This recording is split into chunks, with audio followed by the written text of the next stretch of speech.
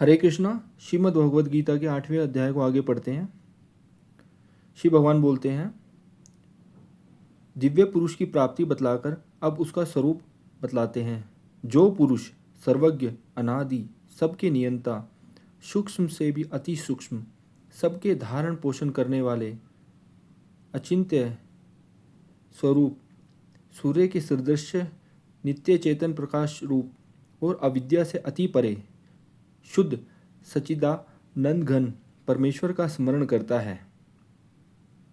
परम दिव्य पुरुष का स्वरूप बतलाकर अब साधन की विधि और फल बतलाते हैं।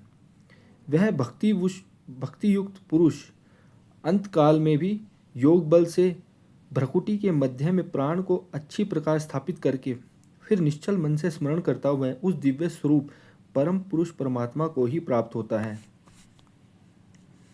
5वें श्लोक में भगवान का चिंतन करते करते मरने वाले साधारण मनुष्य की गति का संक्षेप में वर्णन किया गया। फिर 8वें से 10वें श्लोक तक भगवान के अधियज्ञ नामक सगुण निराकार दिव्य अव्यक्त स्वरूप का चिंतन करने वाले योगियों की अंतकालीन गति के संबंध में बतलाया। अब 11वें श्लोक से 13वें श्लोक तक परम अक्षर निर्गुण निराकार पर ब्रह्म की उपासना करने वाले योगियों की अंतकालीन गति का वर्णन करने के लिए पहले उस अक्षर ब्रह्म की प्रशंसा करके उसे बतलाने की प्रतिज्ञा करते हैं। वेद के जानने वाले विद्वान जिस सच्चिदानंदघन रूप परम पद को अविनाशी कहते हैं, आसक्ति रहित यत्नशील सन्यासी महात्मा जन जिसमें प्रवेश करते हैं और जिस परम पद को चाहने वाले ब्रह्मचारी लोग ब्रह्मचर्य का आचरण करते हैं, उस परम पद को मैं तेरे लिए संक्षेप से कहूँगा। पूर्व श्लोक में जिस विषय का वर्णन करने की प्रतिज्ञा की थी, अब 2 श्लोक में उसी का वर्णन करते हैं। सब इंद्रियों के द्वारा को रोककर तथा मन को हृदय में स्थित करके फिर उस जीते हुए मन के द्वारा प्राण को मस्तक में स्थापित करके परमात्म संबंधी योग धारणा में स्थित होकर जो पुरुष ओम इस एक अक्षर रूप ब्रह्म का चिंतन करता हुआ शरीर को त्याग कर जाता है, वह पुरुष परम गति को प्राप्त हो जाता है। इस प्रकार निराकार सगुण परमेश्वर के और निर्गुण निराकार ब्रह्म के उपासक योगियों की अंतकालीन गति का प्रकार और फल बतलाया गया।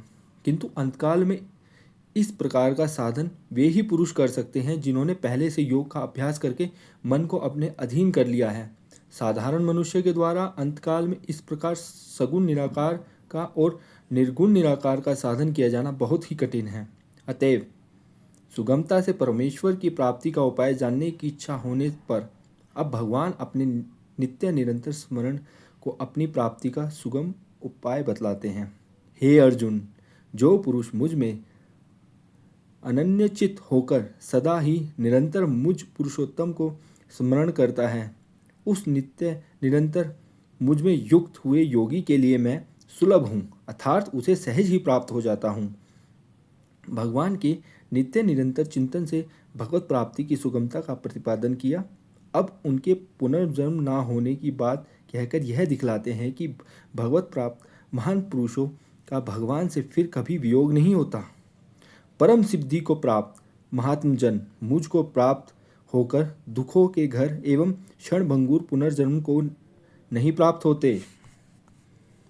प्रसंग भगवत प्राप्त महात्मा पुरुषों का पुनर्जन्म नहीं होता, इस कथन से यह प्रकट होता है कि दूसरे जीवों का पुनर्जन्म होता है।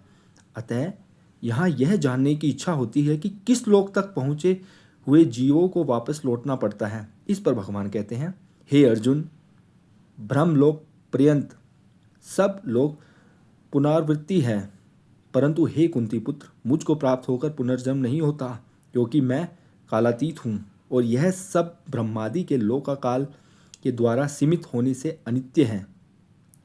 ब्रह्मलोक पर्यंत सब लोगों को पुनरावृत्ति बतलाया, परंतु वे पुनरावृत्ति कैसे हैं, इस जिज्ञासा पर अब भगवान ब्रह्मा के दिन रात की अवधि का वर्णन करके सब लोगों की अनित्यता सिद्ध करते हैं। हरे कृष्णा।